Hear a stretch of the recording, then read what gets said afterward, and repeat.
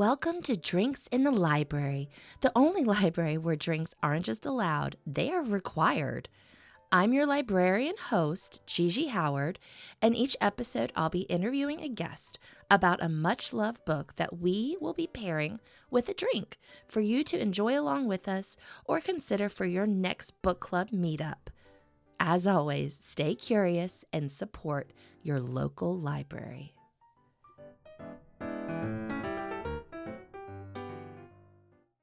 Hello, Libration Nation.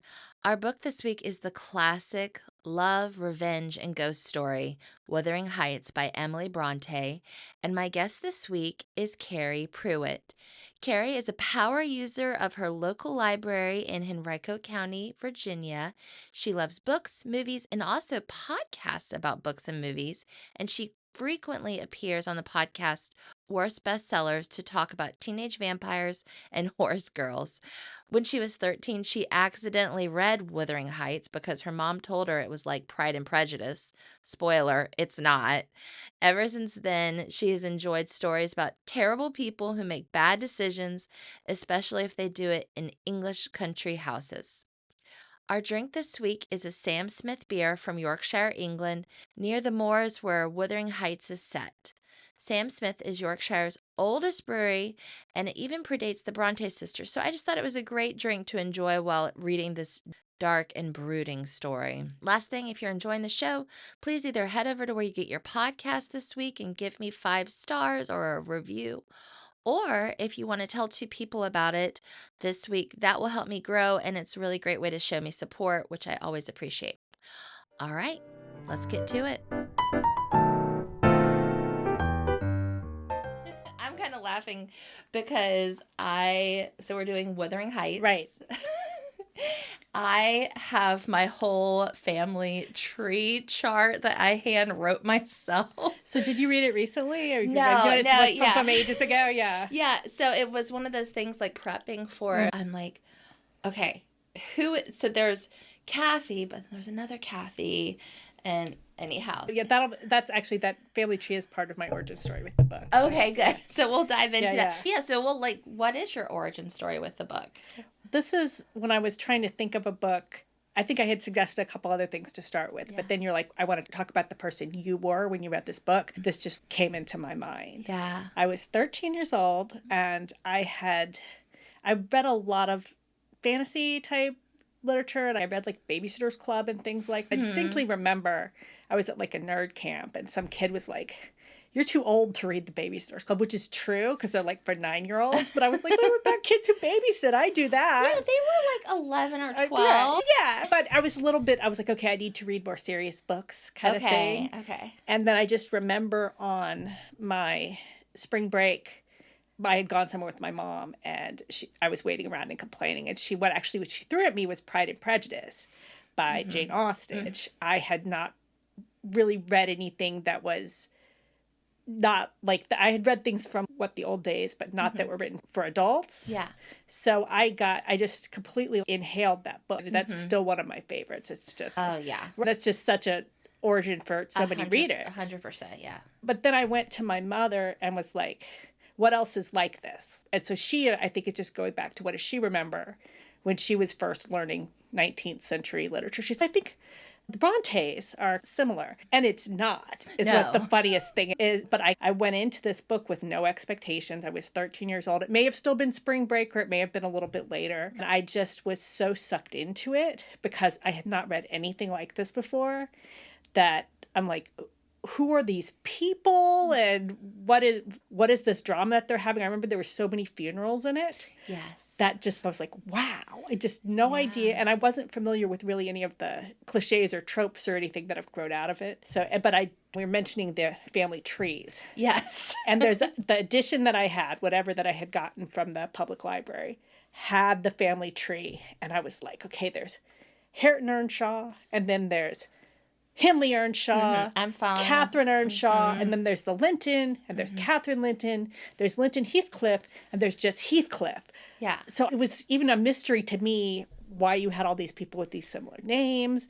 And so that was what I knew, which I like, they put that at the beginning of the book. It kind of gives away who marries who and has kids with who. Yeah, yeah. But again, I was like, I don't know. So how is this going to happen? And so that it was just partly just such a completely immersive experience for me to be in this just completely new kind of story for me. And it's something that I keep coming back to because I think there's a couple different reasons that I think people have the wrong idea about this book. Okay. And one of them is it's something you get forced to read in high school. So I remember we were supposed to read it in high school, and I reread it, and I was like, this is still great, like it was when I was 13. And then I think other modern teenagers are like, why are we reading this? And I'm like, I don't know why you give this to a class of, especially because I don't think we really learned any of the history or the context or anything that of what makes it an interesting book. It was just like, this is something they have a bunch of copies of. Yeah. And so then like later on, when I'll find people, they either think that they're just mad they had to read that in high school, or they're like, but I like Jane Austen so much better, or even I like Charlotte Brontë so much better, or whatever goes on this. But then there's the idea also from people who haven't read the book, who just think of it as being just a romance novel about, because there's Kathy who's in love with Heathcliff. Yeah. And that is the story. And especially when they like make a film version of it, they have to condense down everything that happens. And it is mostly about the love story with those two characters. Yeah. And Heathcliff is a jerk. And so people read this and go, this is all about falling in love with a jerk. And some people like that. Like that actually becomes the basis for a sort of a class of romance where the point is that they do eventually get together even though he's terrible. Yeah. But this book doesn't really, there's a lot else going on, and it's not really, and again, no judgment against people who love that kind of romance, but I just that it doesn't really follow the conventions of a romance novel. It's maybe like a soap opera, maybe more of a ghost story. And I still haven't, as many more books as I've read in my life, I've never read anything that quite reminds me of this book and of the effect that it had on me when I was a kid. So that's why it's what I wanted to talk about. Yeah. Okay, what is the story about then? Let's tell your love story with Wuthering Heights. It very much is. I think it's important, actually, maybe again to how I read it, that it doesn't immediately tell you, because the immediate story is narrated by this man named Lockwood, who has just come to stay in the country. And I think also, having read that right after I read Jane Austen, I was like, okay, I know how this works. They rent country houses, and then there'll probably be some balls and things like that. And so then he goes and tries to meet his neighbor, and the neighbor, who is Mr. Heathcliff, who also... And it's never really explained that he's renting out the big sort of beautiful house and he's living in Wuthering Heights, which is more of this farmhouse. And there's so much of the book that's like inside houses, like especially the way that Wuthering Heights is described is just very, this kind of like dark claustrophobic sort of place. So it's basically, as Lockwood does go there, he meets Heathcliff, who's mean. And then he also meets... at the time, the only Kathy that he knows is Kathy Linton. She's young. She's younger. Although I guess technically she's Kathy Heathcliff, right? Because she... Yes. And so he initially thinks this must be Mr. Heathcliff's wife, and she's beautiful, but she's mean. And so it must be because she's married to this grumpy man. But then he, again, eventually unpacks. She is actually the daughter-in-law of Mr. Heathcliff. And Heathcliff had married his son, who's now died. But then they're all stuck in this house anyway. And so there's all of these like bad vibes between all the characters. And there's also Hareton, who he thinks is a servant, but is actually Hareton Earnshaw, who is the same name as is written on the top of the house. Yeah. So basically it's about Lockwood going and seeing these like weird family dynamic. And then there's a snowstorm and he has to spend the night, even though Heathcliff's trying to kick him out. And he sleeps in this bed and he thinks he hears a voice of somebody who says their name is Catherine Linton.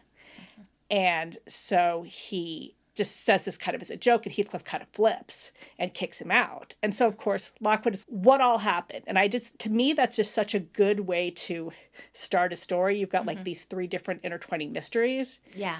And Lockwood's just nosy. He's not like a really developed character. He stands in for somebody who wants to know what the story is.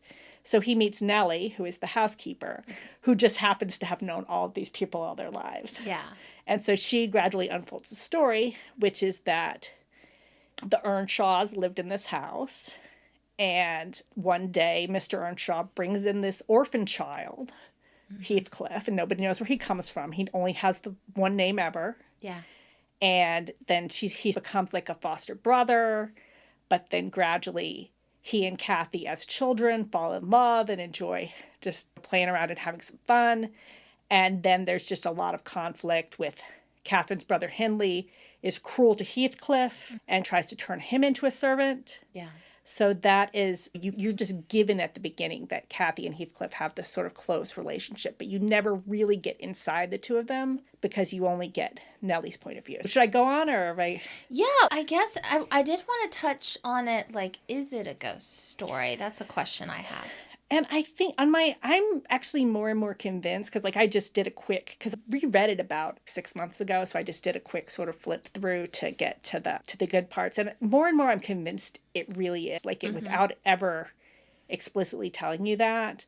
But Lockwood does hear that he hears her voice and he learns these things he couldn't have known. And Heathcliff is very convinced that he is able to communicate with Kathy. And then Kathy, who I guess should back up, by the time this story happens, Heathcliff's Kathy is the girl he was in love with. Yeah. She has died. She married Edgar. It's another person that Heathcliff does not like. Yes. So the thing is that everybody in this book is terrible. There's not a single, and I think that really kind of is maybe one of the things that hit me about it, is that I discovered, oh, you're allowed to do this. When I was a fairly young person, you're allowed to have all these characters with conflicted motives and flaws. And because of the way the story is told, partly in Lockwood's point of view, partly in Nellie's, partly some letters, they are there's nobody telling you, okay, here's the hero of the story. Or it comes from all these different places. And so they're all allowed to be. Nellie's kind of nosy, Lockwood too. Catherine has a bad temper, but she's very generous in some ways. Hindley, the older Earnshaw boy, beats up Heathcliff. Heathcliff is violent, and they're always trying to outdo each other. But then the Lintons, who are the nice family that Kathy eventually and I'm listening. into. I'm just double checking their names. Okay, yes. It's Edgar, Edgar Linton. Edgar and Isabella. Yeah. And but they're there's always this kind of running, they're a little weak and a little silly. And then they're a little bit petty too. There is, eventually what happens is that Edgar marries Kathy. Heathcliff kind of runs off in a snit.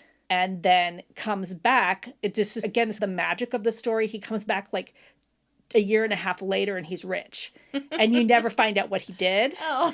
It's a little bit the thing that it's hinted most is that he was a soldier of fortune. That he, again, how does he have that much money? Pretty quick. Exactly. Yeah. None of it, did he rob somebody? What happened? So he comes back and then he runs off with Isabella, the sister, out of spite. Right.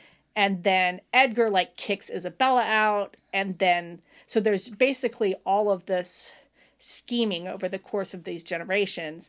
And Edgar never really forcefully comes and does what needs to be done. If he really cared about taking care of these people, he's just more spiteful and he gets his feelings hurt because they don't favor him. So everybody in this book has their own agenda and they have their own flaws. And it's, some of it is you're mean and you're angry and you're passionate, or you're weak and you're too confined by the rules of society. And I just really liked the introduction to the idea that you can have a story. And I think as a kid, having read just books that are for children, then you want to be fairly simple about who's the hero and who's not. And I still like a lot of stories like that, but it was just such an introduction to that. And then the other thing is more as an adult, where you read other stuff, you see how often you can tell, especially watching film, somebody's been told, you have to have a likable character here. You have to have someone we can root for. I'm making a lot of air quotes. So I'll have to do this. Yeah. But you have to have someone you can root for in the story. And just the Brontes don't care about that at all. That's not the kind of story they're interested in telling, is about who's right and who's wrong and who gets what they deserve or whatever like that. So I think that's really something that I really was, it gave me permission to be interested in a lot of different kind of stories. Okay. And is that something like a flawed protagonist? Is that a story that you still find yourself drawn to? What is it about that in particular? Is there... I think that that's a good question. Yes, definitely that is my, the stuff that I was thinking to compare it to is like nothing that, necessarily would be in like the romance genre, but it's like something like Gone Girl or something like that. It's just like completely different. Yeah. But it's like these married people who each have their own agenda. They're doing terrible things to each other kind of thing. Wow. And I think it's just a permission to explore something without somebody putting down their thumb and say, okay, no, but make this story different. Make this story that's going to appeal to the way it's supposed to be. It's what things are available if these people are just going to just act on their impulses and act on like their strong feelings. Yeah. I have to tell you, like, any librarians listening right now are like writing down Wuthering Heights recommendation, Gone Girl. Because that you said that and I was like, oh, it's perfect. It's obviously totally different. Yeah. Or like then another, if I'm just thinking like who the modern writers I always read, Tana French is another one who writes sort of mystery stories. Everybody's not necessarily making good decisions. Yeah. And there's just like such an interesting psychology to all of it. You're just as drawn to the bad people as the good people. And I think it's a healthy way to explore that you don't always know what choice this character is going to make. Yeah. And something like that. And okay, what if I follow this impulse? Yeah. I like the idea of exploring those flawed characters and thinking back to who you were at the time. So did it launch you into other particular genres or series that you got into? I read Jane Eyre after this, which is also because I was like, oh, Emily Brontë doesn't have any more books. I know. And I like Jane Eyre. R.I.P. I like Jane Eyre a lot, but it's just a very different kind. That's a book that's like much more into the one character and the one like romantic lead point of view. So that's more like it goes deep into the psychology of the relationship. So I don't know that immediately. I think I read a lot of Thomas Hardy after this too, which is the same.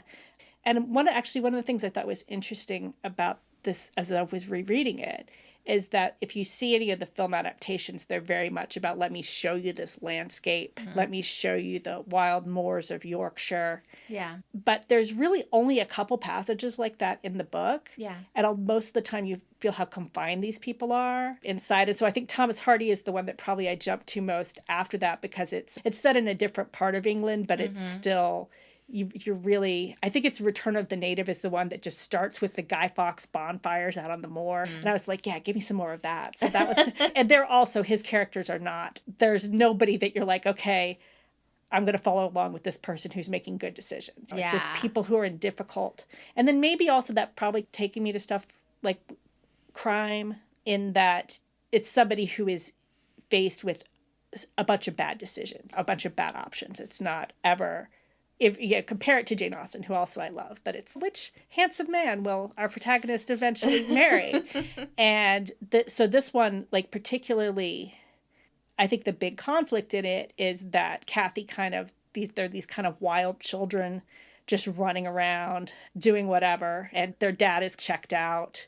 Or they might even be after the dad dies and the brother who is just... Lots of people dying. Yeah, there's a dad and then there's a brother who's terrible, but he's like drunk. But although he's very much in love with his wife and she dies in childbirth. And so that he's just too messed up to keep an eye on them. So when they happen to find the Lintons, who are these just lovely, behaved, cultured people...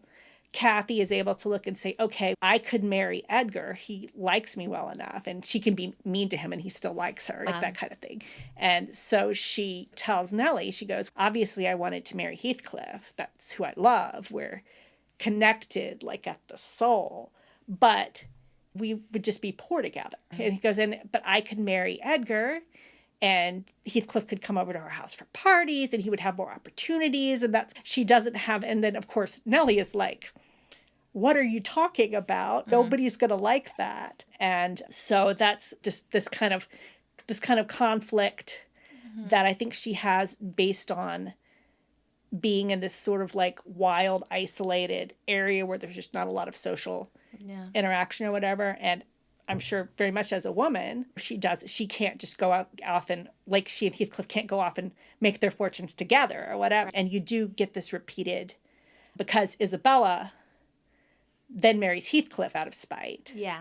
And that lots of deaths, lots of marriages out of spite. A lot of marriages out of spite. And that one is, I actually remember when I was reading later, I guess this was what I was reading in high school, about Lord Byron, who was this wild, badly behaved poet who married this society woman, and like they went on the honeymoon and she basically came back and was like, that man is terrible. I'll never have anything to do with him again. And so I'm sure very much that's what Emily Brontë was thinking of, because this would have been a few years later, but that would be a well-known story. Oh, okay. So she has been attracted to this sort of brooding hero that she thinks Heathcliff is. Yeah. And then she realizes, you can't live with this man. Yeah. He's violent, he's cruel, and he only cares about Cathy, who he fell in love with when he was 12 or whatever. Then Isabella goes off and has Heathcliff's baby and dies, and then that child comes back. Yes. Linton Heathcliff. And then actually, and so this is the part of the book that I was paying attention to as I reread, because it's the part they never put in the films. Oh, okay. Because it's too many generations of whatever. But then Linton is like an invalid, and he is very lonely, and he meets young Cathy, who is Cathy and Edgar's daughter. Yes.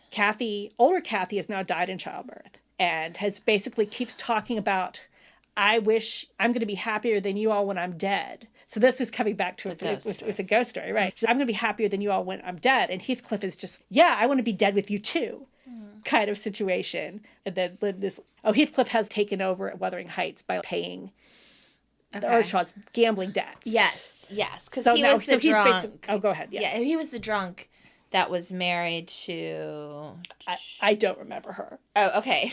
Frances. Okay, yes. And they have Hareton, who is their son. And then there's a great scene where Heathcliff comes into the house while Hindley is drunk and is like holding the baby over the stairs. Oh.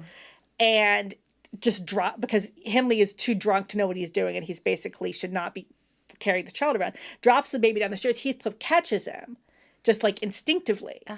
And then he's like, oh, I should have let your baby die, because that would be revenge. So instead he becomes the baby's guardian and basically makes him be a servant, doesn't teach him to read. He doesn't know any better. But he also abuses his own son when he gets him back, who is an invalid. And I think it's like a really interesting character, Linton Heathcliff. Yeah. You have to get through, like when you read a lot of obviously in that time period, there was a lot of people who were ill who couldn't be treated. Correct, yeah. So obviously there's some kind of ideas, well, they must have a flaw in their character or something like that, and that's why they're like that. So you get a little bit of that with, he's just a weakling because he comes from a family of weaklings, and Heathcliff doesn't want his son to be a weakling. But you also see that Linton is just being manipulated by his father, basically, to get him to fall in love with Cathy. Cathy too. Yes, thank you. That's a good thing. And basically is manipulating them. And Linton is he's this lonely kid who has nobody looking out for him. Yeah. But he's always getting beaten up by Hareton, the strong kid. So he's really lonely and he wants to see Cathy, but he's also terrified that if he doesn't lure her in basically to be part of the scheme, that his dad is just going to leave him to die. Eventually what you get is that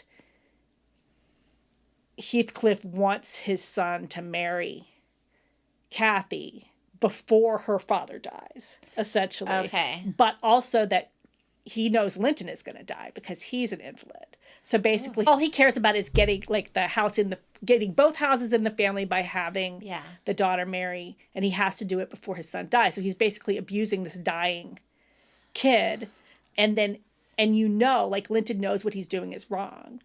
And he knows he's going to manipulate her, but he's just so scared, and at least she'll be with him. At least she'll come and keep him company until he dies. And basically Heathcliff then lets his son die in the attic. Oh, God. All of this, you kind of know why it is. Because Heathcliff is angry that he was treated badly. Yes. And that he was separated from Cathy. Yes, specifically by Edgar.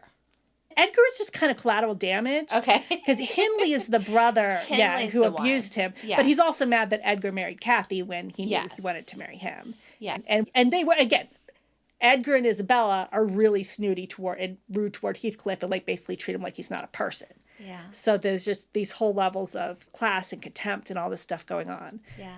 So anyway, Heathcliff essentially in the end abducts Kathy and abducts Kathy too, makes her marry his son.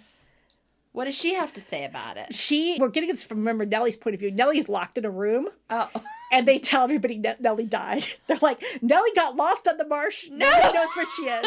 So all this happens when she's not there. Justice for Nellie. Right, yeah. No, she's a little bit of a brat, but you're like, she's got a fairly good... But basically, Kathy agrees to marry Linton. And you think it's probably an unconsummated marriage because he's almost dead of whatever, tuberculosis or whatever he has. Yeah. But then she will not be allowed to go visit her dying father unless she agrees to this marriage. Man, Heathcliff, not a good look. Right, no, so he basically, so now, but then he has what he wants. Everybody's dead. He has control over Kathy's daughter and of Hindley's son, and basically has them living in this household where they all hate each other. And so what eventually happens is that he realizes Hareton, Hindley's son, and Kathy's daughter, Kathy too, are falling in love. Okay. Yes. And they're first cousins, but I guess you do that, right? And it's England. It's like 1820s. Right, and there's nobody else around. Yeah. and then so he is with Nellie, and he tells her, he's like, I could continue this plan. It's great. Now that these two are in love, despite of everything I've done, I could rip them apart and keep doing this. And he's like, and he even says, I don't want you to think that I'm good now or I'm sorry. I'm just too tired. He's basically like, I'm done. All of my scheming hasn't prevented these people from being happy. After Lockwood, the neighbor comes in and says he talked to the ghost. Heathcliff starts sleeping in that bed where Kathy's ghost talks to him. He wants to see the ghost. Right. And he stops eating and he's just like walking around in a daze and just eventually dies, ? And they're even like, Nellie's even like, he hadn't been eating for 4 days and I didn't tell the minister because I was afraid. By the way, he wants to be buried in the churchyard next to Kathy. Not sure how he's arranging this because he has already dug up her body to look at it to make sure. She looks okay. So he's basically wants to be with her in death. And so he just, I did my scheme, didn't work out too great. Now I'm just going to walk around in a daze and die and get buried next to each other. Okay. And then everybody in this area tells the story of seeing Kathy and Heathcliff's ghosts together. And there's a whole sort of riff about what Kathy 1 talks to Nellie about how she's in heaven. And this is what gets into all the movies. Heaven didn't seem to be my home. And she just wanted to come back to earth. She wanted to come back to the beauty of Yorkshire and the outside and being with Heathcliff. And she's just not interested in all these spiritual things. So you get the idea maybe their ghosts do get to be together despite both of them being horrible. Yeah. And then it ends with Lockwood I just don't believe anybody who's buried in this beautiful place could be discontent, and just ends on that note. And so you're like, okay. So he doesn't believe in the ghost. But I think Emily's winking at us. And because I think a lot of people say it did get a happy ending because the two least horrible people, Kathy and Hareton. Kathy 2 and Hareton. God, I'm sorry. I don't know if this is going to make any sense. No, I'm going to suggest to the listener before we start, make sure you've got your family tree. Right. Yeah. So, yeah. But Kathy 2 and Hareton end up, and so that's why it's a happy ending, would you say? Right. And then the other funny thread that Nellie obviously thinks Lockwood would be a good match for Kathy 2. And so that's part of why he keeps going over there. Oh. And now it's like, couldn't you get her out of that situation? He's a bachelor. Yeah. And so he keeps being like, she's pretty. This could work out. She wants nothing to do with him. But she does end up happy. So in that sense, that it's happy, but also it's, do you want to believe that Heathcliff and Kathy get punished in the end? Or do they just end up where they belong? Which is not quite heaven, not quite earth. And being able to be in this place that they loved. And if that sort of power and the connection they have kind of ends up being what you take out of the book, I think. So you could have it both ways. You could have it it worked out about as well it was going to be. And just what you end up going back and thinking about it. I know I've told all of this like convoluted, the soap opera of it, but it's just more like the sort of big picture. It's a ghost story. It's also a revenge story. Do you think Heathcliff is like the hero or the villain of the story, or both? I think it really, especially when that stuff in the second half where he like abducts young Kathy and Yeah, stuff that's like messed that. up. And again, that's why that gets left out of a lot of the films. Yeah. And so I think it's just, you could see him as just, oh, okay, he's a victim of these terrible things that happen. So of course he's going to be angry, and everybody had it coming version of that. I don't think he's never the hero in the sense that he's not the character that we're like with. Maybe he's the dilemma of the story in some ways. Like, what do you do with this person who came into this situation and disrupted it just by wanting to exist, you know? Right. And so I think that's. Yeah. And he was kind of brought into it too against his will. And of course, there's people have theories. They're like, oh, was that really Mr. Earnshaw's child? Oh. I found him on the street. And I don't want to use the word that they use. Roma, I guess is what you would say. Oh, okay. But it's not clear if we're really supposed to think, oh, he is from the Travelers, maybe is what would have been called at that time, or if that's just racism by the author. But whatever he represents the outsider, whether you think it's maybe the father's sin, if you think it's an illegitimate child, or just a foreigner in some way, like one way or the other. Yeah. And again, I'll say that it's of the time, but you still get plenty of plenty of literature that's written these days that uses similar ideas. Yeah, for sure. And you're taking a sip of the drink this week, so I wanted to bring it up real quick. So we were talking about it on email about what it should be, and you suggested a dark English beer, and I was like, I'm gonna find the best beer. I'm gonna find the best Yorkshire beer that you can find. So I'm Googling it, and I don't know why I didn't hit on Sam Smith like immediately, but I ended up finding this like beer cellar in Wisconsin that sold this like very particular Yorkshire beer. So I ordered it, and I get a call from them, and they're like, "Are you in Virginia?" And I was like, "Yes." And they said, "Ma'am, we're a small, like, tiny little beer shop. We can't sell you, like, the taxes so they don't high. ship interstate. We don't ship interstate. Are you going to come pick this up?" Oh, okay. And I was like, "I wouldn't know." So anyhow, I was very ambitious initially. So then I told my husband, I was like, "Oh no, I've got to find this beer." Sam Smith is like everywhere, and it is the oldest beer, like literally from Yorkshire. I don't know exactly how to pronounce it, but it's oldest brewery from 1758. So it would have been around, potentially the Brontes might have heard of it. Wow.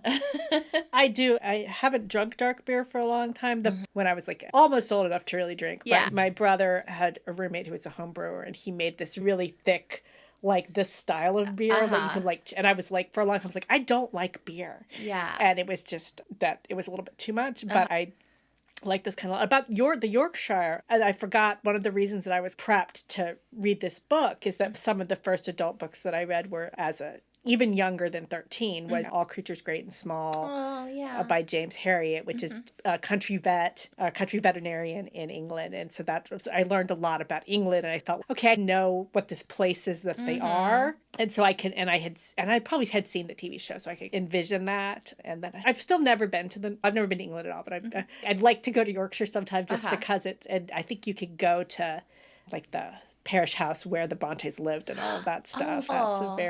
It's very kind of touristy now. Yeah. But that was because they were like the daughters of a country parson and just made up all these stories among themselves. And by the time Wuthering Heights was published, Emily, I believe, had already died by the time it was published. Okay. And so Charlotte was the only sister who survived and shepherded the legacy a little bit of her sisters. But they're all, like, it's one of those things where you can tell they grew up in a house together and were telling each other stories, but they have different takes on stuff, too. Yeah. So it's like you definitely wouldn't mix up Emily Bronte's way of approaching character. And it's hard to tell because she didn't write more books, so there's nothing to compare it to. Yes. So but Emily just wrote Wuthering Heights, and there's poetry Heights, and things like yeah. that, but that's all.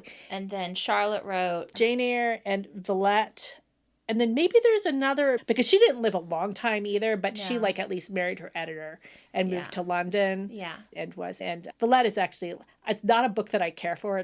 I'm not a big fan of that one. I do like Jane Eyre, but anyway, you keep coming back to the place with the way that they wrote. So I like the idea that there was, now it's not a great book in terms of, I don't know how the Brontes felt about alcohol. I wouldn't be surprised if they were anti. Yeah. Because of the sort of the Protestant culture. Yeah. And then also because what they saw of it was alcoholism and a lot of abuse of women yeah. sort of was always tied to the idea. So they probably wouldn't have been fans, but they also probably like a beer was probably like just what you drank. Yeah. It's not like you're not necessarily abusing it. It's just like you don't have a lot of clean water. So beer is. Yeah.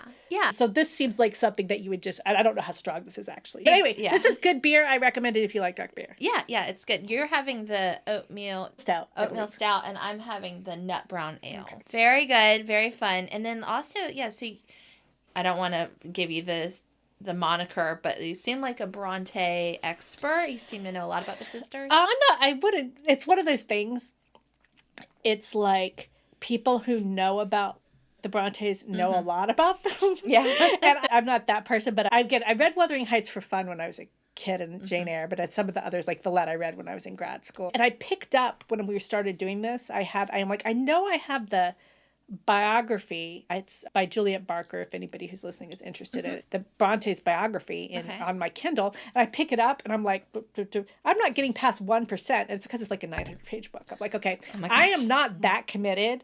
That's clearly why I haven't. So I got about as far as their father, Mr. Brontë, whose name I can't. Pastor Brontë.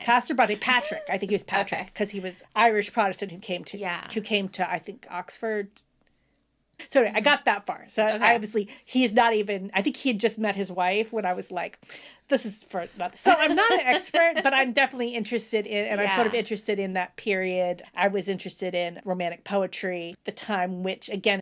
The romantic poetry would have been very familiar to the Brontë sisters. Okay. You know, like that. Yeah. Like Byron's already, if he's not dead, he's at least already left England by this time. But they're clearly very familiar with this kind of idea of this sort of mysterious male figure. And I think as just going back to saying that Heathcliff is the dilemma of the book, I think she's asking questions. I think the novel is asking questions about what kind of effect this kind of character has. Yeah. And what if you really do have this deep soul bond like Cathy won and Heathcliff have, how does it affect everybody around you? Like, how do you go and live a life doing something else, being a good like country squire's wife, which clearly Cathy won was not able. The Nellie narration is after Cathy won marries Edgar, is that they really were in possession of a deep happiness. And then the next paragraph goes, it ended. Oh, no. And what happened is Heathcliff coming back in town. And as soon as he's there again, it's like a real idea. Cathy's not able to be the country squire's wife or whatever. So it's just, there's this very like idea of just kind of this deep emotional bond. And that's almost like more than the individual characters. And I think at 13, reading this and reading Jane Eyre like back to back, it's wow, you really can just have that connection just to the idea of somebody else being so important to you. Yeah. But it's not exactly romance, and it's not telling you it's going to end happily ever after. It's just kind of something you need that is not accounted for by the expectations of what the role would be for a wife. Yeah. I don't know if this is going to make the cut, but it's just reminding me, and I don't know the exacts of it, but my dad always told me a story of someone in our family or someone in the town that he grew up in, close to, and she fell madly in love with this fella. When they were dating or whatever, he disclosed to the family, I have a heart condition or something. And I just want you to know before I marry your daughter, or before you marry me, that I have this. And the family, discouraged her from entering the relationship. And the way my dad always tells it is it was just like for the rest of their lives, they were just both miserable, sad people because they weren't allowed to, like Kathy and Heathcliff. It affected everything else. And my dad's probably listening to this and you're missing the best parts of the story. but it is very true. And I guess, and also just because relatably for me, I don't think about like romance in that way. I think people can be happy in relationships, but yeah, I always think you're making more rational choices than you are. But then you're like, you can look at all these evidence in real life, people who just had a connection to one other person and couldn't walk away from it, couldn't. And again, Emily Brontë lived in a parsonage. I don't believe ever had a fiance or anything of that nature. So I don't know that I think that she's basing any of this on her own experiences. It's just like the idea of reading poetry and seeing like the possibility of that closeness and things like that. And just being really interested in and maybe seeing it, how it affects other people. I think if you knew that story of these two people who were not able to marry and it just affected the whole rest of your lives, you're like, why? What is it that caused that? Yeah. You know, that's if you could look at Wuthering Heights and be like, well, if these people made sensible choices, it would be a little bit more like a Jane Austen novel. There are people in Jane Austen novels who make her sister. But that's even more just, she's just too dumb and he's bad. Like stuff like that. Maybe a little bit, I think like in Sense and Sensibility, the bad boy in that, Willoughby is a little bit more, he could be appealing and he just has had some bad luck kind of situation. Yeah, he had to marry the rich woman. Right. Yeah, sorry. The Sense and Sensibility, the film, had a very big impact on my... Oh, it's so good. Oh, my gosh. I still like the score of it is like in my dreams sometimes. Yeah. Anyhow, back to Brontë. Yes, please. But these books are somewhat in conversation with each other because the Brontes had read Austen. Yeah. And I think there's like a quote, I can't think, it was Charlotte is being dismissive of Austen, but I think that's not like the only thing they said. Like they did read those novels, and those were impactful novels. Yeah. It's just, but I think whichever Brontë it is, was just like her characters don't really feel like women, and so I think like their idea of what really makes you a woman is a little bit more of this sort of just being ruled by emotion more, like they were more interested in the sensibility part of it, I think, than the sense part, which is something which does have to do with the era and the culture that they were in too. Like, so because the romanticism was in some ways responding to more, I guess, like tidy stories that this is definitely not. So it had to, the romanticism existing inside this very rigid culture, expectations and things like that. Is there anything that we have not touched on that you wanted to make sure we talked about? I think I want to say people who might not have read this book because you have an idea either that you were being forced to read it at some point, or because you think it's going to be just the sort of bad boy romance that I guess if you like that sort of romance and you're going in for it, you might be disappointed. But I think if you just have an idea that it's just about these two characters, when there's this just interlocking web of loyalties. So if you've been scared off of this book by people going, that's a book about terrible people, don't you sometimes enjoy a story about terrible people? Don't you sometimes enjoy people who are never going to make the right decisions? Yes. Yeah, I think we all do. Yeah. So very good. And I guess that goes into my last question, which is always, who would you recommend it for? And I think it's not necessarily the romance fans, and not even, although if you're like a Jane Austen person and you've never tried the Brontes, I think it's worth just seeing how some of the sort of somewhat similar culture is like being approached differently. But also just if you like a good ghost story, it's in there. Yeah. If you like if you like a revenge story, it's in there. And if you're just interested in just the sense of place and the sense of claustrophobia when, what's happening is these people who can't quite get over everything that's happening to each other. If that kind of thing is catnip for you, I think that it's worth trying this book. And if you've also only seen a film version, which I think all of the movie versions are okay. Yeah. But they miss Little Linton. Yeah, you're missing a whole chunk of the story if that's the main thing that you've seen. So that's what I'd say. Okay, cool. I want to always try to give people a chance if there's anything you want to put a spotlight on or... Oh, actually, I think the thing that when I was talking about one of the reasons I wanted to podcast is I have been a semi-regular guest on Worst Bestsellers. If you haven't listened to that, my good friends Kate and Renata have been doing that for about 10 years, 10 years. And they're based in Boston. Renata's a librarian, so they bring a lot of that to it. But the reason, back in the day, I did some blogging, like mostly about comic books and some other stuff. Oh, cool. And like I was on the Book Riot Comics vertical for a while which was called Panels, back when that existed. That's awesome. And so for some reason I just talked about the Twilight books a lot, which I'm a little too old to have read as a teenager, but I read them in the second wave.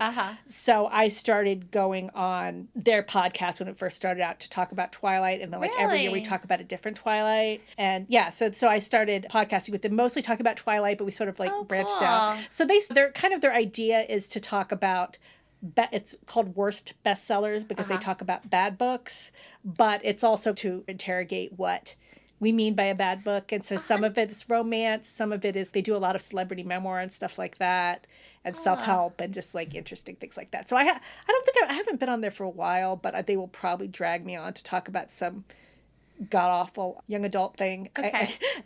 So that's a great podcast if you like book podcasts. I would definitely. Oh, awesome. And that sounds right up my alley because I'm always like, why are we calling this bad when other people love it? Why? Yeah. And I'm not officially affiliated with them anyway. I'm just a fan, but I have been on several as the guest, mostly for things that are Twilight themed and a few other things. Okay. So awesome. I will plug someone else's podcast because I don't really have a project out there right now. Okay. Thank you. That's perfect. Okay. I love it so much. Thank you so much, Carrie, for coming on and having this delicious beer with me. Thank you. Now I know all about the Brontes, so I'm ready to talk about it. Thank you for spending some time with me and my guest for an episode of Drinks in the Library. For more information about the show, you can find us on Instagram at Drinks in the Library, on the World Wide Web, drinksinthelibrary.com, or shoot me an email at drinkspod@gmail.com. Until next time, cheers.